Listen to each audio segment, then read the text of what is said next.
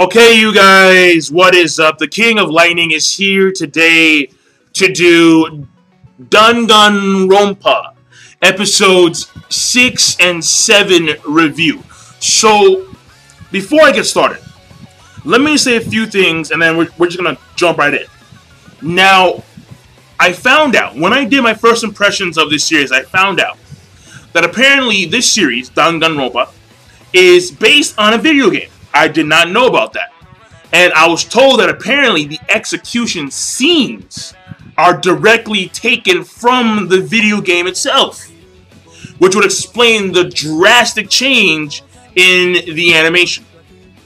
So, what I want to ask is this a growing trend in Japan right now, where they are making animes based on video games and the stories directly taken from video games? Because last season I did a review of a series called Devil Survivor 2 The Animation, and that was also based and centered around a video game. So the reason why I asked this is because when I first started doing this 2 years ago, there weren't that, at least to my recollection, there weren't that many anime that were basing themselves on video games. And when I did play JRPGs, some of the JRPGs, like Tales of Vesperia, Tales of Legendia, Tales of Abyss, Tales of Symphonia, I'm a huge Tales guy. A lot of those JRPGs, they actually had anime scenes in them. So my question is, has this existed for a long time, like a fairly long time, when it comes to making animes based on video games? Or is this like a recent trend that is growing? And because the reason why I say that this is growing as a trend is because of the fact that I'm pretty sure that it actually did it, like, you know, exist a while ago, making animes based on video games. But it's just that as of late, I've seen a lot more of them. Like, in fact, I believe that there are 2 more series this season that are also based on video games. So, because of that, to me personally, I kind of see like this trend growing in Japan now, where people make a video game, and then they'll literally like make an anime based on that video game. So, for example, if Kingdom Hearts, whenever 3 comes out, they'll make like an entire Kingdom Hearts anime. Or same thing for Final Fantasy 14 and 15. Or the 14 reboot. And 15 when it comes out. So, like, is this a new growing trend? Or has this always existed in Japan? It's just that now it's starting to get, now it's starting to get a lot of movement for some particular reason. Let me know in the comment section down below your thoughts about that. Because I could be wrong about this existing, like, 10 years ago. Like, this could have been just fucking, like, this could have been like 5 years, 3 years, 2 years recent. I don't know. But either way, let me move on to the actual episode itself, alright? Once again, Danganronpa episode 6 and 7 review. This episode basically revolves around the murders of Ishimaru and Yamada. And the culprit wound up being Celis. I believe her name is Celis, the goth chick. Winds up being her. She winds up manipulating Yamada to kill Ishimaru, and then she winds up killing him. So in this case, it's a double murder, and then she is executed at the end. Of course, Monobear, like, just making up, like, at first, it started off like mad basic, alright? It really did, alright? And if you're wondering, I'm not going to separate the 2 parts, I'm just going to do it all in one big jumble fuck. The Monobear, he basically started off very simple, and it was I forgot what it was called, but it was a burning at the stake. Just stick on the ground, hay around her, and then we set her on fire and we burn her. And she was standing there, she was looking like she had accepted her death. She was completely different from Owada and the baseball guy. But the thing about it was that all of a sudden, it gets hardcore, like mega hardcore, as usual. And in comes this fire truck. There's a ramp. And I'm thinking to myself, dude, come on, like, really? Fire? So she's covered in fire already. She's just staying there. She's not doing anything. She knows she's gonna die, obviously. And then, I'm like, bro, really? fire truck, and then in comes the Monobear. He's sweating, and he has like a little hose. There's like a little stick, and he just burns with the stick. And I'm like, this is sadistic. It's just very sadistic. It's creepy, but they do a good job at it. Yeah, I'll give them that. I mean, granted, again, these are video game scenes, but still, I haven't played the video game, so I can only base them on the anime and what I see from the anime. And based on what I see, it's pretty damn good. So, the way she went out, sadistic, creepy, to say the least, unusual, and not exactly the way one would want to go out. But hey, she couldn't choose her death because it's the Monobear's job, literally. Now, the process to where we got, the process of which, I forgot the exact saying. All right, I'm brain farting here, but fuck it, I don't care. Basically, the steps before the execution. All right, there we go. I'll leave it at that. We see Ishimaru. All right, well, first of all, we meet the alter ego of Fujisaki. And the alter ego is like a computer program that he made. And because we found out that actually she was not a she, but a he. And the computer program is basically what kickstarts this whole entire thing. Because Ishimaru, then, he goes on like this Super Saiyan transformation, alright? He goes like Super Saiyan 5, like literally. Like he has white hair, his eyes start glowing and flaming red. I mean, they're already red, but like the flames start to emit from his eyes. And he's like, my name's not Ishimaru, I'm freaking me. And I'm like, okay, alright, so I'm freaking me. He's running around doing like super manly shit. At the same time, we have Yamada just being like big and creepy, like just massively big and creepy. I mean, I'm a big dude, but this guy, he's massive. And like his gut is like, no, he has no neck. Yeah, he has no neck. I don't think he's like Dr. Eggman, basically, right? Like Sonic, like this guy is Sonic's fucking arch nemesis right here. This fucking dude, Yamada.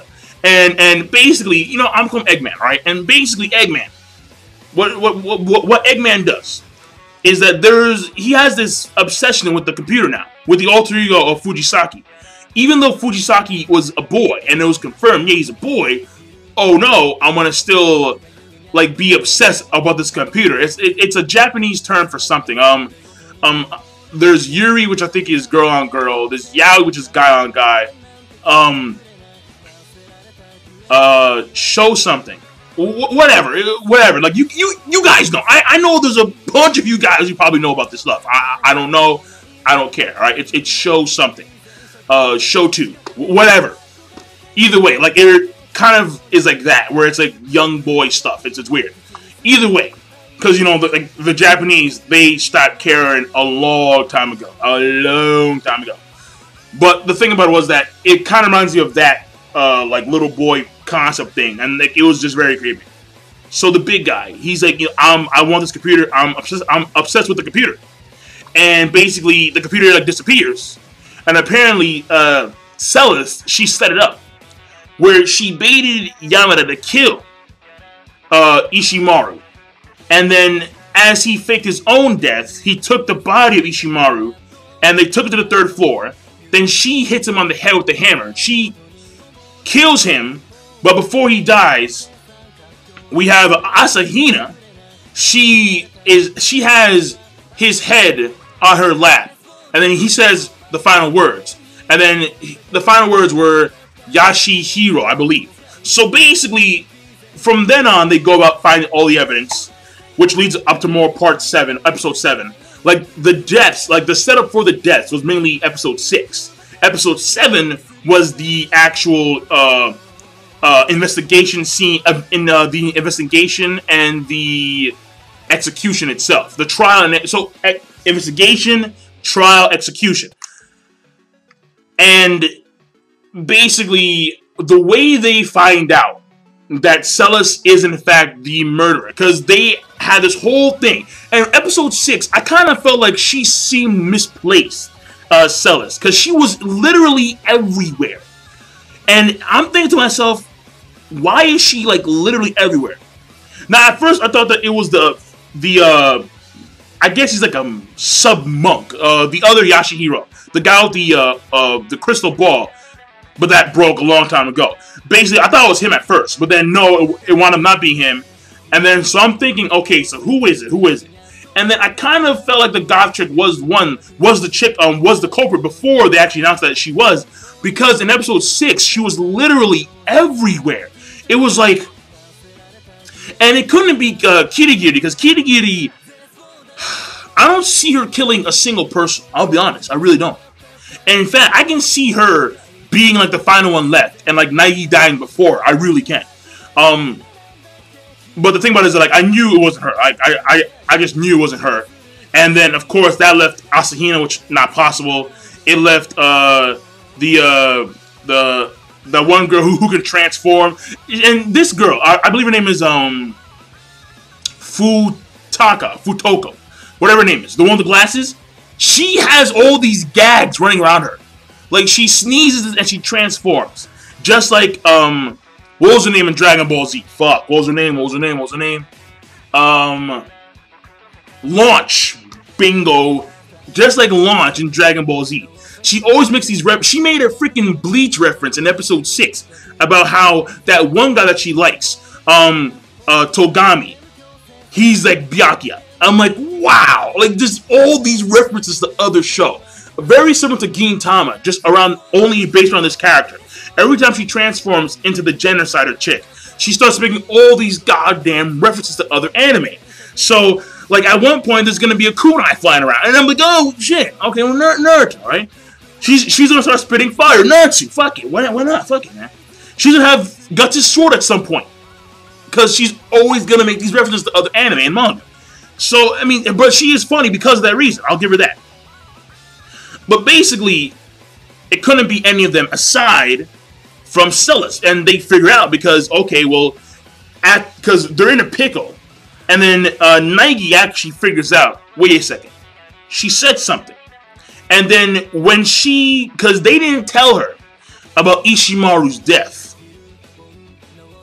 and when she was talking to them initially about, like, when the bodies disappeared, like, after Yamada's body disappeared, she was saying how, like, this person is gonna kill us all, just like he killed them. The keyword was them. And of course, Togami, he's on that. Naegi is on that. We could assume that Kirigiri, she was also on that, but she didn't actually like react to it. But basically, because of that, they figured out, okay, then, you know, it must be you, because we didn't tell you that Ishimaru died. But you said them, thus meaning that you already knew that multiple people had died. So right there, they figured it out. And then all of a sudden, like, and this occurs in almost every in every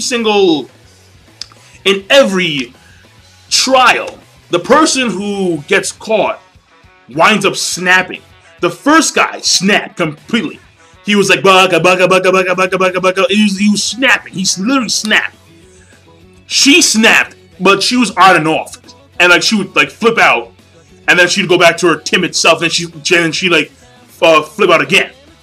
The other guy, Owada, I don't know, I forget if he actually snapped. I don't think he actually snapped, but either way, the fact of the matter is that, like, she snapped, and like once she snapped, it was like, yep, it's her, bingo, yep, it's her, that's her. She's sweating, she's sweating. She's sweating, and bam, it winds up being her. And then, of course, she actually goes out, surprisingly, very graceful. I'll give her that. She's a god chick, and she explains about it was her dream, because in episode 6, the Monobear, he had an incentive, and that incentive was 10 billion yen. And apparently, her dream is to live in some western castle, and, like, have all these dudes, like, be like her butlers, and, like, just serve her. And the 10 billion yen would be a huge step forward in that direction. In fact, apparently she gambled in the gambled in the underworld circuits, apparently, and she made a shit ton of money then. So I was like, it's fucking random. But basically, and that's one thing about this show that is very bland, because, well, when it comes to this character development, there is no real character development, because we never really get their backstories until they actually are caught or until they are relevant. In fact, Nike's backstory is pretty damn vague. Like, it's like he has a mother, he has a sister, and a father, and that's it. And he wanted to join the school, and he did. So their backstories and their character development could be a lot better, that's for sure. But either way, she had this dream, and then that money would have been very beneficial towards her dream. And they say, you know, well, execution, and then she dies in that, you know, fucked up Monobear way. And then episode 7 ends off random. Kirigiri tells Nike about this room in this 3rd floor, and apparently, like, you go to the storage closet, you press on the back of the wall, and apparently there's a hidden room. And in this hidden room, there were a lot of books. And then in the books, there's actually a note that says, "You must not leave this place." All of a sudden, some dude with a lucha libre mask comes out of nowhere, hits him back in the head. He's knocked out. Wakes up. All the books around him are gone. He leaves the secret room, and then all of a sudden, all you hear is like punches and fists flying, like someone, like people are fighting. He opens the door to I think like the gym or like the training room, and all of a sudden you see Sakura and Monobear. They're like having like a fucking stare off. It's like, what's happening? And Sakura, she's a big woman. I don't mean like fat. I mean like just like she would have put Ronnie Coleman to shape. It's like, whoa. So I'm like, what's happening? Like, she puts Brock Lesnar to shame. I'm like, God, that's a big woman. So, like, I'm thinking that her and Monobear just train, which is fucking weird. But the Monobear, he's kind of he's unique in his own right because he's not normal. He has some like unique powers, and if he has some hand-to-hand prowess, I'm not gonna be surprised whatsoever. But the episodes overall, all right, episode 6, I did like. Episode 7 more than 6, but in order to give it like a culmination rating for both of them at the same time, both of them had good animation. Again, I know, the execution scenes are from the video game. I understand that. I get that. I do. It's just that because I haven't played the video game, I have to base it on solely the animation itself. That's it. And in my personal opinion, it's pretty damn cool. Pacing, very well. Though I am surprised that in episode 7, they culminated the trial itself, the execution itself, but before then, because normally sometimes what they do is that once someone's murdered, they actually spend, at least in episodes 1 through 5, it was more so the investigation and then the beginning of the trial. But they actually covered the investigation, the trial, and the execution in one episode. So, and the investigation was actually very, very quick in episode 7. Like, episode 7 was a very quick one when it came to the investigation. So, the pacing in episode 7, I think, is a little bit worse than episode 6, to be honest, because they could have spent a lot more time with the investigation itself. They really could have. But they didn't. And again, animation on point overall. Progression of the story, yeah. Because why? We are now down to 7 people, and so there's supposed to be like a hidden 16th person somewhere, but we don't know where they are. I mean, I think that's what the Monobear said. I could be wrong about that, but either way, we're down to 7 people. 7. 3 people died in the course of 2 episodes. We have, again, Ishimaru, Yamada, and Celis. So it was like, and apparently her real name is Yoshihiro Takeo or something of that nature. So that was her real name. So we did get story progression. So overall episode rating, I thought that they were both pretty good. So I'll give it overall rating of good. And I'm done. King Lightning. Be sure, of course, rate, comment, and subscribe as always. Peace. Have a nice day.